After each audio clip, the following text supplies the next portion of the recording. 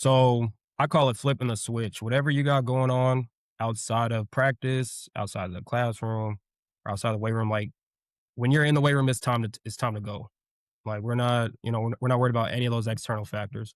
I'll have a conversation with these guys ahead of time, like before, just kind of get a feel, let them know, like, hey, I'm personable, we could talk, but once we get in there, I need max effort, I need good intent, no goofing around.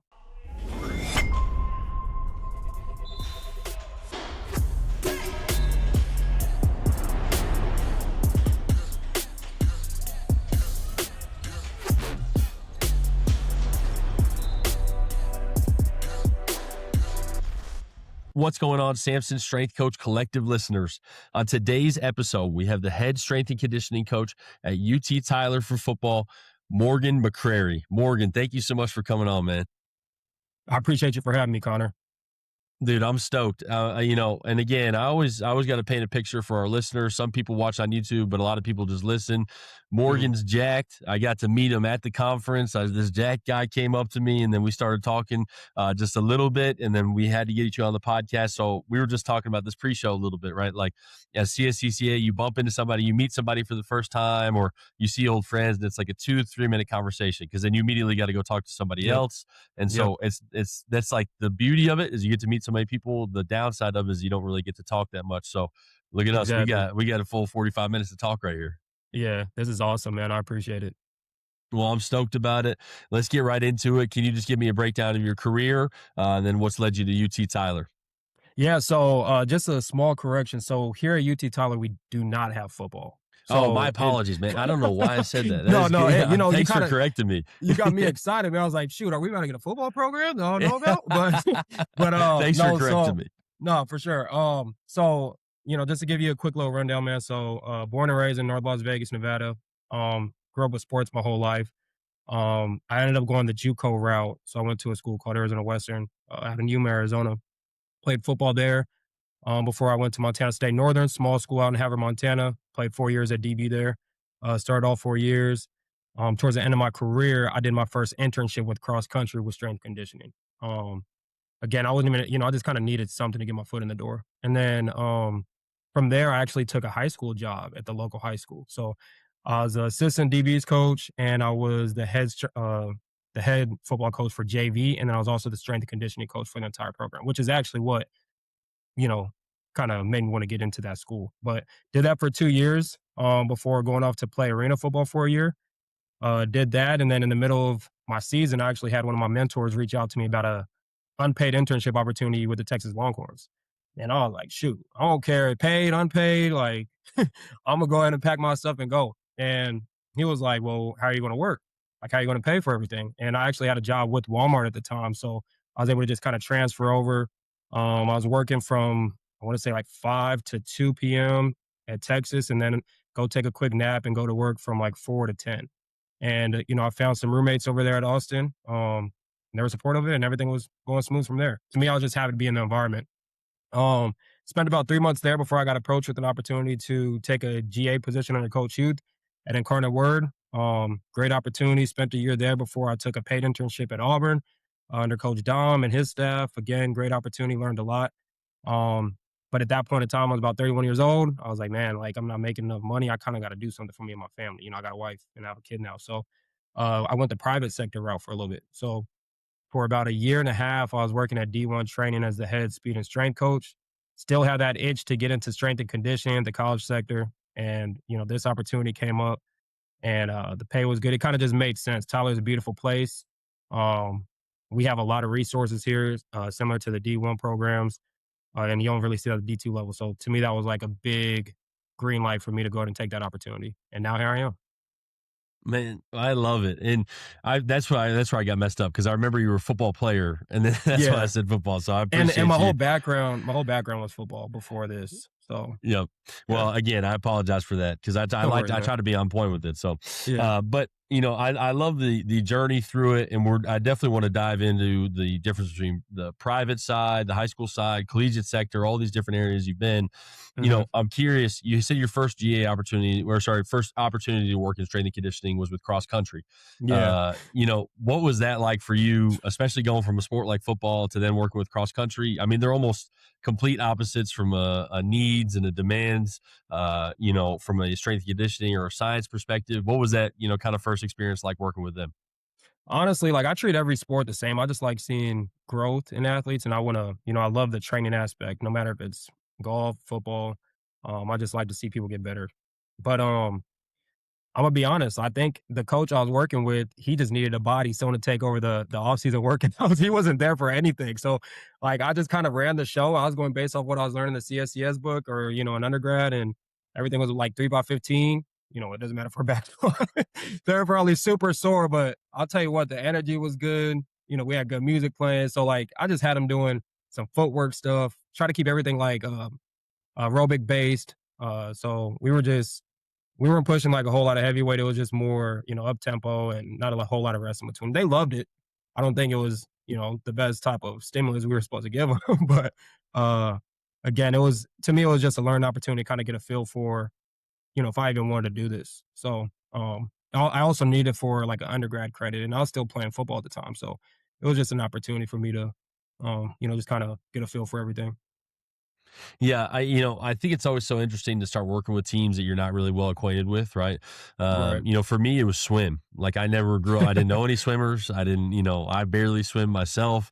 And so working with swim, like, you know, you kind of think it's going to be this like drastically different, or, you know, they may not be invested in the weight room, like just in your mind when you first kind of, before you start working with them when you're a young coach, right? Yeah. And then I found out that swimmers are like the hardest workers you can possibly be around. And cross Yeah. country is just such a demanding sport. Mentally, it's challenging. Physically, it's challenging. And so these are people who came here to work. And I think that's always such a cool experience when you first start working with them and find out, like, oh man, these guys are here to work. Like they want to get better. Seriously. They want to do everything they can. Yeah. They just want someone who cares from my experience. Like some of them don't get that exposure. They just practice their sport and they're curious what the weight room's like. So you get them in the weight room and they have a coach that actually cares and isn't going to just, go through the motions. I think they appreciate that a lot. Yeah, absolutely. And again, you know, some training's better than no training, right? For So sure. I go back and I look at the first programs I wrote for my teams and I was like, damn, I was Yeah. not doing Oh, what we needed to do. yeah. Don't get me started on that. I'm sure if I would have wrote that program now with some of the teams I'm working with, I'd probably be fired. So Hey, but it's good all thing growth. It's all, you know, we continue to grow and that's all that matters. for sure. Um, okay. So, you know, you mentioned kind of having a different journey where you were first started out in high school. You know, again, I do want to touch about these different levels, but I have one more question first. Like, you go out to college, you go to work at Texas, and you know it's an unpaid internship. Like you said, you know you're developing a family at that point. Like, how did you keep the motivation for this? Because I think I know your answer, but it's something that I've just noticed. And I don't mean to be like the guy who's like, you know, I've only been in strength and conditioning for 10 years, right? But I've just Yeah. noticed there's a little bit of a shift where younger interns or younger GAs just don't have that same mentality of like, you know, I'm going to go out there and we're going to make it work no matter what because this is what I need to do, right? Like, Yeah. my experience was the same starting out going to Tennessee.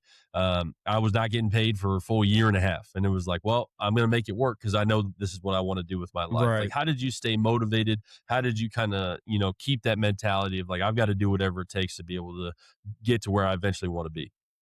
So, man, that's a really good question. But if I'm gonna be honest, if I said I didn't have highs and lows, I'd be lying to you. But it kind of started like my career. I was like, I'm a bet on myself, and I knew that University of Texas was, an outstanding program, and I kind of had some mentors kind of guide me in the right direction in terms of, hey, if you want to stay in this industry, this is the kind of the route you have to go. You have to build your resume. So for me, I'm like, Texas Longhorns, Coach Beck, really knowledgeable and well known person. Staff is awesome. So I figured if I go there and put my best foot forward, I'm not going to fail. That's kind of been my mindset with anything. Like, you go out there, you be yourself, and you're a genuine person. Something's going to happen. God's going to create a path for you. So, to me, it was like I'm going and I won't be denied. So I took that opportunity. I will say it kind of got hard during my GA at UIW because that's when reality started hitting. Like, and I'm single at this time too, so just keep that in mind. Like, I didn't really have anything to lose. I didn't have anything tied to me. I didn't have a house. I was just paying rent. So for me, when I took that GA opportunity, just to throw you some numbers, had tuition covered, and I was making 400 a month. And compared to Walmart, I'm making going from making 60,000 to 400 a month. It's like it's a huge drop. But I knew that this is what I wanted to do, and that's what I went to school for. And if I knew if I didn't take that opportunity, it might not never come again. So I actually met my wife while I was doing my GA at UIW, and she found out how much I was making, and she was like, "How are you surviving?" And didn't question anything. She didn't like, judge me for making $400. She was just like, "You need to eat. Like, you have no meal plan. Like, you need to make sure you're taken care of." She had more faith in me sometimes than I had faith in myself, and she kind of kept me going. So, um, it was a grind, but I was passionate about what I was doing. I was learning a lot under Coach Youth and his staff, and I was in it for the long run. I'd already made the sacrifice, the commitment, and there was no turning back. I truly figured that God would make a way. And then again, that unexpected SEC opportunity popped up, and I was halfway through done with my master's, and part of me was like, okay, I'm about to go take this opportunity to paid internship, so I can't finish my master's. But again, my wife was like, no, you have to finish that. Like, so I took out some loans to cover that while still taking the opportunity at Auburn. And then I will say that that's when I had some lows for sure because, stressful environment. We're working crazy hours. I'm sure you know about that. Um, Not a whole lot of days off. And again, I had roommates, man, who were just like, I'm like 30, 31 at this point, and slamming the door at 3 a.m. And that's their experience. They're 18, 19-year-old kids trying to live the college life. I get it. But, me being there, making how much money I was making, it was a little rough. And I had to make a decision. I was like, man, I need more money. Like, as much as I love this place, like, I have a family, my car is breaking down, health issues are starting to pop up. I'm like, I need benefits. Like the true things started to matter. I could no longer just chase the thrill of it. And I had a lot of trust in my coaching ability because of the people who kind of helped grow me. And again, it was just another sacrifice I had to make. I was like, I'll find a way back. I've made a lot of connections. I've learned a lot, and I trust the process. So I'm not gonna lie, going the private sector wasn't ideally what I wanted to do, but it's what I had to do to kind of make the money that I needed to, help pay bills. And, cost of living is crazy now. So like, I had to do that stuff. And again, I had opportunities even when I left. Like I had a few uh directors reach out, which I'm very grateful for. And I didn't mean to turn them down, but realistically, I just couldn't take the money that was being offered. So I had to wait for the right opportunity. And this one came up, and it's been honestly really good for me. So the only downside is there is no football, but like I still treat all the athletes, all the sports with the same amount of care and attention that I would as if I was coaching football. So Well, maybe I just spoke it into existence with the intro for the show. Maybe we can get some man, football going. we've talked about it, so we'll see. All right. What I think a lot of strength coaches can relate to your story. I think a Yeah, lot of them, like they said, there's highs and lows, right? Like I remember my first ever internship, like getting up at 4:30 and hearing chains, like in the weight room when people are squatting. I'm like, this is it. Like this is what I want to yeah. do. And then you get into it, right? And then you start saying, okay, well, I'm gonna dedicate my life to this. I'm gonna move for this, and then it becomes real. And when it becomes real, it's either really exciting at times or it's really low. Like, what was your self talk like during the low times? Like, what were the things that you would say to yourself to keep pushing? That I love what I do. That I've come this far, and if I turn back now, like everything that I'd put into this is gonna be for nothing. Kept my Bible close. I was really in touch with the word. I wake up every morning, early in the shower. I'm just praying to God. As crazy as that sounds, I'm just praying 10, 15 minutes to help me get me through, help me keep me motivated, and I would ask him if something wasn't for me, then, don't put it in my path. So uh I'd say those were the self-talks. Then I had, my wife who's been great. She would always just speak life into me and remind me how far I've come and, to just keep pushing. So I mean, Yeah. I don't think it sounds crazy at all to me, right? Like, I think ultimately, for a lot of people, religion or what their faith is can really help ground them. Mhm. But even if people who don't walk that kind of path in life, I think ultimately, they need something, right? There needs to be For something. sure. There needs to be a greater purpose. There needs to be something that can help keep you going. And it sounds like you had two with your wife too. Like, I want to shout out your wife because I can just tell Yeah. just from the 15 minutes we've been talking about this, like, she means a lot to you and to your career. So I think that's Mhm. fantastic to hear. Yeah, man, she's been awesome. She's definitely a big piece of what keeps me going. Man, I love it. Well, maybe we'll get her on as a guest next, and we'll talk about the strength She'd be coach more than wife happy. experience. Yeah, I mean, Right, right. it might be cool, man. Seriously, you got my Yeah. kind of gears turning a little bit. So you've got a lot of experience, right, at different sectors, like we talked about with high school, with collegiate, with the private sector. What are the different areas that you have had? Or so obviously you have this experience, right? What are the different things you've seen amongst these areas? What ways are these different sectors different, and then what ways are they similar? Well, they're definitely similar when it comes to the athletes just wanna be coached for the most part. Now what makes them different is what are you gonna expose them to get them better? Sometimes you'll see, these young K through 12 kids doing these super complex workouts and, you're just kinda setting them up for injury and they're not gonna get a whole lot of adaptation. And then vice versa with more advanced athletes. If you simplify it too much, you're gonna get bored. You're probably gonna lose some, athletic benefits and even some strength and power benefits as well. So, um, that was something that I kinda had to learn in the private sector.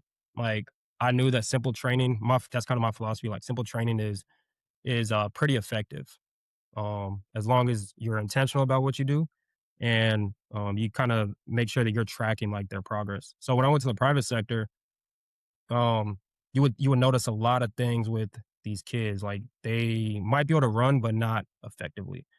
They might be able to jump, they can't land, So, breaking things down for them to be able to do the very minimal things that are required for their sport would be essential. So, whether those are just, building a solid foundation of strength first, teaching them how to squat, teaching them how to hinge, building unilateral strength, being able to do a push up, things like that, um, kind of got to regress that far down. Now, compared to an athlete at the college level, even some guys who are about to go pro who've been training their whole life, they probably know how to squat. You might have to, reinforce some range of motion, situations a little bit more, but like, for the most part, you can get a little bit more complex with them. You might not have to regress all the way down to just one extensive jump. You might be able to go straight to intensive, or sorry, flip that intensive to extensive, to where they're able to do like multi-directional bounds or jumps, stuff like that. When it comes to the lifting, they're complex movements. They can probably learn to clean a lot better than a kid. You don't need to teach a kid how to clean. Just expose them to some jumps, some max effort jumps, some throws, some sprints, things like that is still going to kind of target the same stimulus. So, um, I say each phase was definitely different, and each phase allowed me to become a better coach by seeing what works and what doesn't. Especially like in the college level, most of those guys and girls have a pretty solid foundation of training, but every once in a while you'll get a couple athletes who are fresh out of high school, maybe they didn't have a strength coach or they didn't touch a weight room at all. So now I could kind of peel back and be like, hey, we got to start with the goblet squat. Something as simple as that, while everyone else might be able to do a front squat, back squat, things like that. So having that background of working with all different types of populations definitely transfers over in a way. No doubt. I mean, I can only imagine how useful it can be, right? Because again, I look back to my time at Tennessee when I first started out. I was like, I'm going to be a football strength coach. That's it. And obviously, I'm sitting Yeah. here as a basketball strength coach right now, so things change, right? But Yeah, at the end of the day, like one of the best experiences I had was working with men's golf, was working with, tennis, was working with softball, and just getting exposed to all these different things. So just on a micro level with the collegiate sector of getting exposed to a bunch of different sports, but then I can only imagine working then within the private sector, within the high school sector. It's just more experience and it's just more for tools sure. that you're kind of adding to your toolbox. Yep. I'm curious with, especially with kind of the private sector or the high school side. One of the first things that you mentioned is, there's a desire to go complex or too complicated very fast, right? And I Yeah. think a lot of it comes from social media. Mhm. How do you kind of handle that? Let's say a client comes up, or in high school, people believe that they should be doing triphasic training already before they can really even fully squat. How do you Right. handle those situations? And what does that progression look like once you kind of get them bought into just being strong, or just being, technically sound before we move into the more complicated stuff? So first and foremost, I try to explain to them why we're doing what we're doing. And normally there's good response to that. Secondly, as we're kind of going through a phase, especially when it comes to like range of motion, I'm a big range of motion guy. Athletes will start feeling better immediately. They start feeling more flexible. So they start seeing results quickly. And then as they start, feeling better and more confident, now we're able to progress a little bit faster. Or not even fast, but we're able to progress to what they're probably seeing on social media. So I think just kind of explaining the importance of what we're doing, why we're doing it, and honestly, even feedback. So like video feedback, I'll record some things, be like, hey, look, you want to squat, but look at your depth, or look at how you're not under control on the eccentric portion of it. You know what I'm saying? And those are all things that we need to stay healthy and to just get stronger and be better athletes overall and avoid injury. So I think just communicating with the athletes and uh, just being open and not closed off, I think that kind of creates that buy-in. And then when they start feeling good and you start hearing feedback like, hey, this is the best I felt, like something's working. And like I said, like we have here at UT Tyler, we actually have a lot of technology for a Division II school, which is awesome. So we're able to track jumps, we're able to track our, fly tens, 10XLs, RSI, all that stuff. So when they start seeing those numbers go up, they're like, okay, this stuff is actually working. And then they're feeling better in their sport too. So Yeah, no doubt. I mean, and again, I think I really like what you say about not being closed off, right? Because I think it's easy. Like I'm kind of a knee jerk reaction guy, right? Like for there's sure. certain things where there's a lot of different methods to get things done, right? And Yep. strength and conditioning is the most gray career I've ever seen in my entire life. But if it's something I might not necessarily agree with, like my initial reaction is always like, no, why the hell would we do that, right? But Yeah. if the athlete brings that to you and that's your reaction, then they're not going to bring pretty much anything else to you, right? And they're going to say, Right. well, Connor's not listening to me, or Morgan's not listening to me, so why would I be open to having a conversation with him? Like I love that you mentioned the not being closed off piece, because I think, we hear it a lot with our strength coach friends where a lot of people are closed off to different things. But when it comes to the athlete, you've got to be open to it, and it Yeah. can be a much more beneficial conversation in the long run. I feel like you create a lot more buy-in that way. They see that you're Mhm. human too and you're willing to listen. Cause don't get me wrong, there might be times where like, hey, can we incorporate this? Or hey, I saw this on social media. If it makes sense, I'll consider it. But if it's something that's outlandish, I'm just like, no. Like we're not getting nothing done with that. You know what I'm saying? Like we're not providing enough of a stimulus to actually get something out of it. So Especially those initial conversations too, right? Like, once you've been working with somebody for 2 or 3 years, you can hit them with a no, like, "We're just not doing yeah. that," right? Yeah. Like, Yeah. but You kind of have to build that trust first and then from there it's smooth sailing. for sure.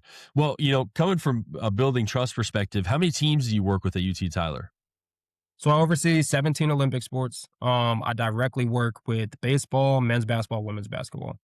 Okay. Um, yeah. How do you develop trust with your teams that you currently have right now? Like, what are the things that you focus on, especially in a world where strength and conditioning, they try to specialize so much now, where, if you Yeah. ask me, I say I'm a basketball strength coach, right? But I Right. do also train women's golf. Like, how do you develop that trust with these athletes, and when everybody tries to specialize so quickly and you're working from a more global perspective? I mean, I'll be honest with you. I think when I first got here, there was not a whole lot of trust. People probably thought that I was coming from, they heard private sector. They probably thought I was coming from Crunch or something. And nothing, nothing against that, but it was just, I kind of had to earn that trust. And I think what it came from was, one, being able to demonstrate everything that I was talking about. If I'm going to have you do something, I've done it myself. I've done research on it, but I've practiced it myself and I could show you how it needs to be done and it's going to be done at a high level and it's going to be done effectively. So I think that's a big piece. And then, like I kind of said, I'm going to be honest. At first, I don't know if there was a whole lot of trust until they started seeing the results of them actually feeling better and things started making sense. They were feeling better by game day. We were getting good numbers in the weight room. We weren't chasing PRs or anything, but confidence was going up. Technique was going up. We were able to absorb our landings a lot better. Just those little things that kind of make you more confident in what you're doing on the field and on the court. Um, I think they were able to just kind of feel those benefits, and that kind of created the trust. And I know after year one of being here, I think we're in a pretty good spot. Yeah, absolutely. I mean, I think it's fantastic that you were able to develop that. Again, I think a lot of strength coaches can relate to that because I remember coming in here, and it was funny. Like the men's basketball staff was not used to a strength coach coming to practice. Like they were not used to a strength Yeah. coach going to film and doing stuff. And like, so they were almost like, "Don't come." And I was like, "No, no, no. You guys hired me for basketball. I got to be there for that stuff, right?" And then Yep. now, it's a completely different system. But that first kind of couple weeks of being closed off, and I'll never forget, the head coach one day called up the coaches. Like he was like, "Hey, coaches, come in here during practice." And so I ran up to the huddle and he like gave me a look like, "What the hell is this guy doing in here?" And now we've got a great relationship because Yeah. like you said, it shows from, hey, I care about you and I'm going to help produce results for you. And that's all Yep. you need. That's all you need to see from me to know that you can trust me. Yep. Mm, Exactly. Yep. yeah. Spot on. I actually had a very similar situation here. I was showing up to all the practice for basketball, and I didn't want to overstep, but I think they might have saw it as like, hey, we never had a strength coach here for practice, or he's doing meal checks. Like, I'm over here tracking how many down and backs are doing in a game, just to track volume, and they're like, is he over here, like taking notes? Like, no, I'm literally just trying to do whatever I can to create, a good system and make sure that these guys stay healthy and they're ready. So, um, kind of just going that extra mile, I think sometimes because, especially at a smaller program, they might see that as uh, doing too much or something like that. So Yeah, yeah. I'll never forget. I made fresh fruit cups one day because the guys were, like it's you're working with college athletes. Like there's a lot of people who want to eat bad food, and I Yep. mean, I still do it too, But like, I'm trying to just get them a little extra something. I literally remember one player was like, "You're doing too much, man," and I was like, "Well, if you say You that, then care. I know I'm probably doing something good." you know? Exactly. Exactly. You Yeah. I feel like you kinda have to annoy these athletes. Like if you're not constantly in their ear reminding them things, you're not doing enough. No, for sure, for sure. So And like, that's what one of my favorite players I've ever had just transferred out to another school. And he was a guy you had to remind about every single thing, right? And his mhm. weight can get out of control quickly. Like if you're not weighing him in every day and everything like that. And so Yeah. it was funny because he used to hate doing weigh-ins with me. Like every day he'd come in, we'd weigh in, we'd adjust his program based off of what his weight was, what he Mhm. needed, what we needed to see from the day. And he got to the new school and he wasn't getting weighed in every day. And so he started gaining a little bit of weight, but then asked that strength coach, like, "Hey, I actually need this. Like, can you weigh me in every day? Can you stay on top of me and keep me accountable?" Like, I think it's Yeah, cool to be able to see, like, okay, at least he understood, like, I was annoying him, but at least he understood there was a purpose behind it. for sure. And I hopefully that other strength coach took that into account and maybe started weighing him. Because again, that's gonna create more bonding. He's like, "Okay, this coach cares." Yeah. So He did, which I'm glad to hear because now he's down 5 pounds, and I was worried about my nice. guy, so I'm happy to hear it. Yeah. Uh, Nice. okay, so I think a big part of the trust too is kind of your principles, right? Is laying down solid principles and living up to those principles. What are your core principles as a coach? What are the things that if I were to come in and watch a Morgan McCrary lift that I'd be able to identify as, okay, this is Morgan's style, these are Morgan's principles. So I call it flipping the switch. Whatever you got going on outside of practice, outside of the classroom, or outside of the weight room, like when you're in the weight room, it's time to go. Like we're not worried about any of those external factors. I'll have a conversation with these guys ahead of time, like before, just kind of get a feel, let them know, like, hey, I'm personable, we could talk, but once we get in there, I need max effort, I need good intent, no goofing around, and they seem to buy in. And I also believe in that there's four pillars to performance, and those are four P's. So the first one I like to go by is purpose. You have to have a why of what you're doing. If you're just kind of there, you're just going through the motions. Second is going to be passion. Um, just got to be passionate about what you do. Again, it kind of goes hand in hand with purpose. Is if you're not passionate, you're not really going to care about what you're doing. And then third, I would say perseverance. Things are going to get hard, and you got to know how to bounce back when you're at low moments. How do you pick yourself up? How do you pick up your teammates? And then persistence. You're not only going to have one bad day. So, like, how do you show up day in and day out, even on your good days? How do you find yourself to level out? On your low days, how do you find yourself to level out? You got to stay consistent. And that's as a coach, that's as a player, and that's just in real life. So those are kind of the standards that I hold my guys to. I think they hold each other to that, and Yeah, those are kind of my standards, and I think it's been pretty successful. Do you lay those out for them all at the beginning of the year? Like, do you explicitly state those and then kind Yep. of dive into each one with them? Yep, 100%. And then even with the recruits who are coming in, I'll talk with them, and then we step into that weight room. I'm like, hey, look, it's time to lock in. And honestly, we even do um, pad jacks is what I call them. It was actually something that I learned from Coach Beck at Texas. I'm sure he got it from somewhere else, but I really loved his principle of how he goes about getting the guys to lock in. Like we could be talking all this stuff, but once we do our pad jacks, we're locked in, we're in sync. And it's just 5 jumping jacks, 5 seal jacks, and then 5 crossovers. So they'll do that and they all do it in cadence. And that tells me we're ready to lock in. If we're off cadence, they're gonna see a side of me they don't really want to see. But normally like we don't like in the beginning of the year we might see that, but as we get going, the guys start to kind of we don't take any steps back. So Okay, so what happens? Like, like you said, sometimes there's a side to you that people don't want to see. I think a lot of strength coaches can identify with that. Like, what yeah, happens if you see a player who's not able to flip the switch, right? Like, who is clearly distracted by other things going on, and obviously there's a lot of different situations where that could be, But what happens right. when you see that with the player? How do you kind of approach those situations?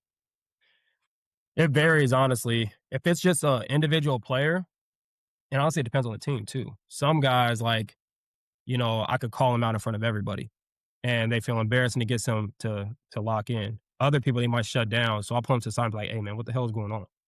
Like, I need you to fix it right here, right now." And you have that talk with them, and normally they lock in.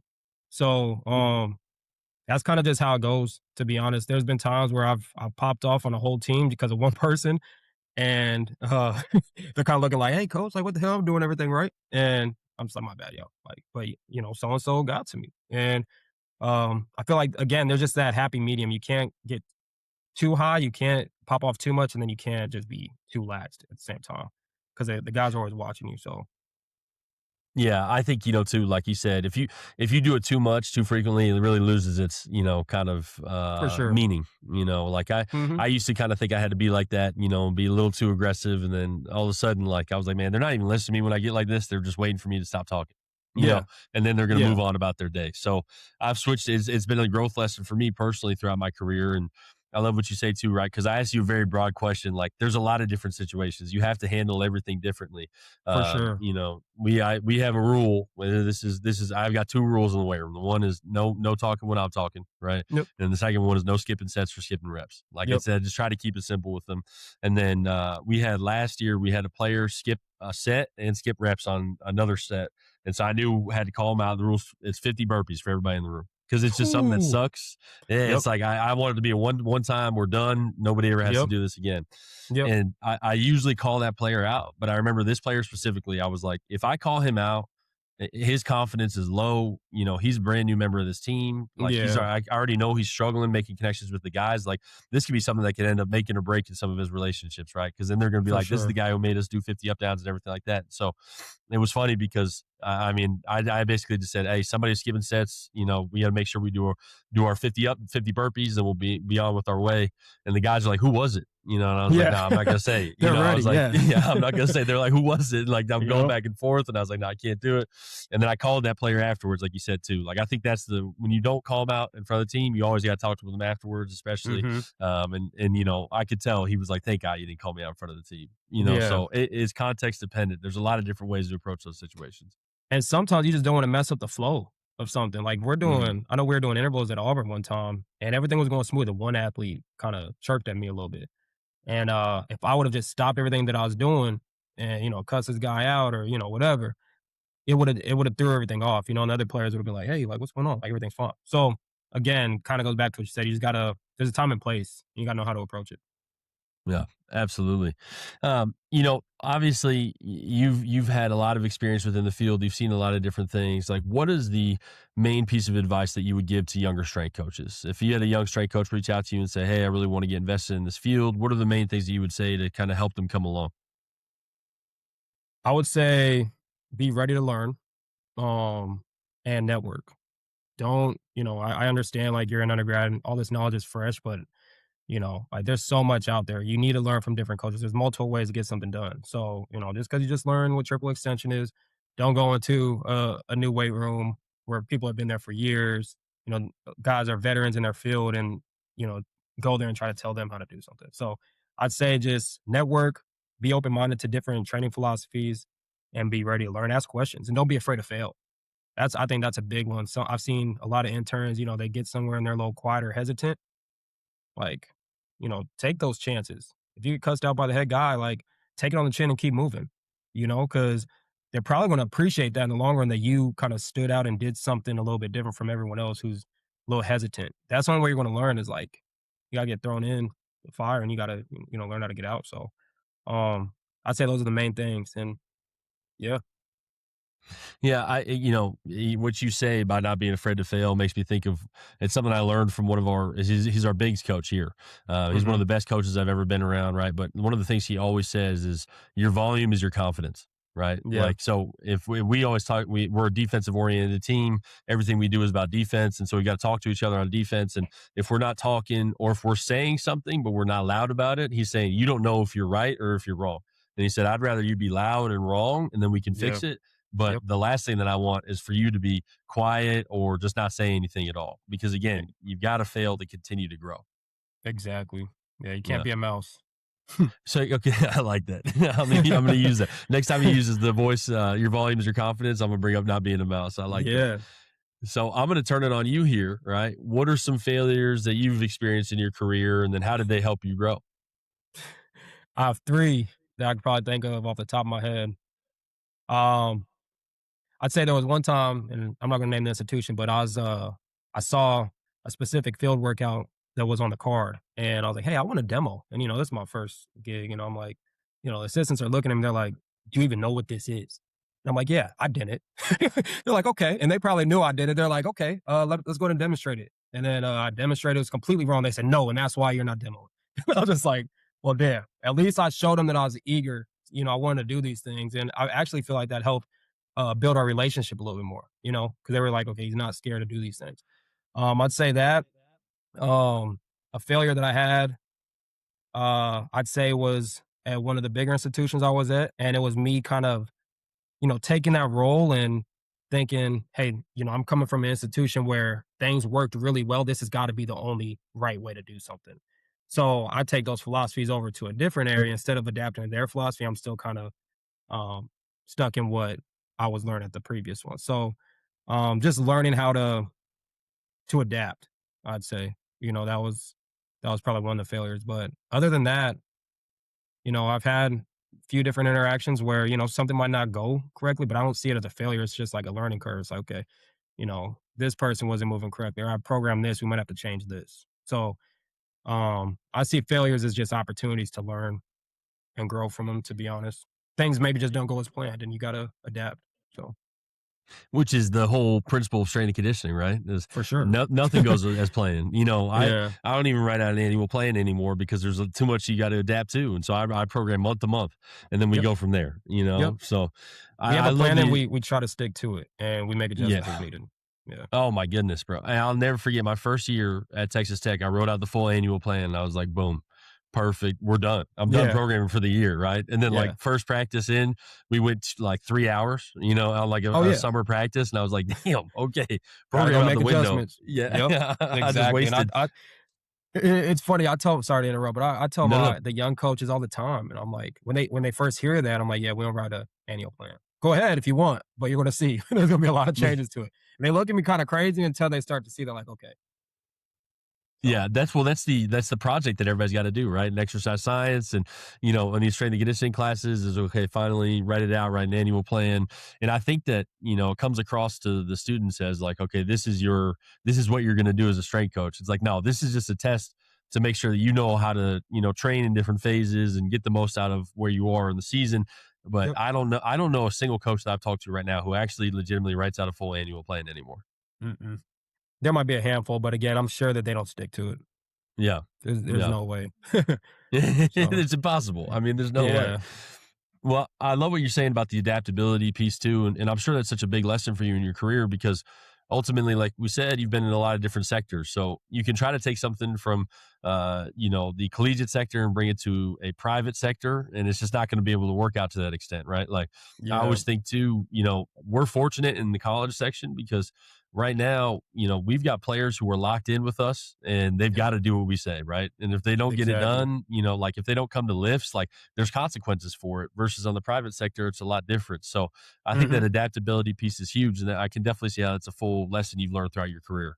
For sure. And just going back to like that private sector, man, is I worked with I still got some clients from it, but I've worked with guys who are 60 who just need, general movement. And then I got some athletes, college athletes or high school athletes. And again, some of those guys might, especially the high school athletes, they're probably getting a lot of training at the high school, who uncontrolled volume. And, I got to ask them, I have to have those conversations like, hey, what'd you guys do? What'd you do in the last 24 hours? What'd you do in the last 48 hours? Okay. You hit these boxes, maybe you didn't check off your plyos. So we might, shift the workout towards that. Or, you haven't done any sprints. If if the times allow us to, the recovery times allow us to, then we might put our focus more towards plyos and sprints. So it just varies, man, honestly. Yeah. And you can't go have a conversation with that head coach, right? Like if you're in Exactly. the private sector, you can't go up and say, hey, I'm planning on doing this on, XYZ this day, whatever it may be. Yep. And, when you're working with the private sector coach, like there's no way that you can go up to talk to that, head sport coach or whatever that was and ask them to modify what they're doing. That conversation They wouldn't go very they well. right, right. They hate it actually. They used to be like, don't go train with that guy. And I'm like, okay. I mean, I specialize in this. You're this type of coach, which, all respect, but I mean, you don't have a background in strength and conditioning. And I wish there could be like a better partnership where it's like, hey, you focus on track piece, just communicate with me, send me, what their practice schedule was like or what they were doing, and I could try to work around it. And believe it or not, I actually had some of the coaches who were like really who cared a lot about their athletes. They would actually tell me like, hey, this is what practice is like. These are the days they're going hard. This one they're not going hard. And this is where I need them fresh. And it's like, okay, these are the days I need to see you. We only need 1 to 2 sessions, nothing crazy, and we want to get after it. So Yeah, I'm a firm believer that every disagreement starts with miscommunication, right? And so yeah. the more you communicate, then the easier it's going to be for everybody in the long run. So I love that you're able to take that approach with your athletes that you're working with in the private sector. Hmm. Okay, I always end on a fun question here, right? So I always like to, just know I've obviously lived in Texas for a little bit. You're living in Texas right now. Favorite barbecue? What is your pick? If you could pick any specific type of meat and give me two sides, that's your favorite. Man, I gotta go with ribs, and then I love me some the mac and cheese if it's good. 'Cause it's like a hit or miss. Sometimes it might not be seasoned enough or flavor's not all the way there, but give me some ribs, some mac and cheese, and I'd have to say some coleslaw. I Boom. love There we go. coleslaw, to be honest. Oil But or again, mayo it's based? what was it? Is it oil or mayo based? What's your coleslaw preference or vinegar? Mayonnaise. Mayonnaise, Mayonnaise yeah, vinegar. Yeah, yeah, yeah. But again, that's hit or miss too. If it's too dry, I can't have it. yeah. So but Did you find a spot out there? in Tyler, we actually got a place called Stanley's. Very good Nice. barbecue, man. If you ever come out here, you gotta go try it out. It's affordable too, but really good fall off the meat ribs or fall off the bone ribs. Yeah, hell yeah. I used that the other day actually. We were one of my interns wanted me to sprint with him and Mhm. he's way faster than me and I was like, "No, man." I was like, I want my meat to fall off the ribs. I don't want them to fall off my hamstring, right? Right. Exactly. Exactly. Yep. Well, Morgan, man, thank you so much for coming on the show, dude. I really appreciate it. And like I said, like it's very cool for me to be able to meet up with people that I met at CSCCA and then have full fledged conversations with them and get to really talk things through. So I really appreciate you coming on, man. I appreciate you having me. I was looking forward to it. So, Yeah. yep. Well, if somebody wants to follow you, or kind of keep up with you on social media, what would be the best way to do that? They can follow me on Instagram, Coach Mo, underscore coach underscore Mo. That's my main form of social media. Working on getting a LinkedIn, but I'm gonna have Okay. a LinkedIn, but not Twitter. Sorry, but yeah. Yeah. My LinkedIn is about as outdated as humanly possible. So I got to work on that. Right. Well, seriously, Morgan, I appreciate you, man. Thank you so much for coming on. Thank you. Appreciate it.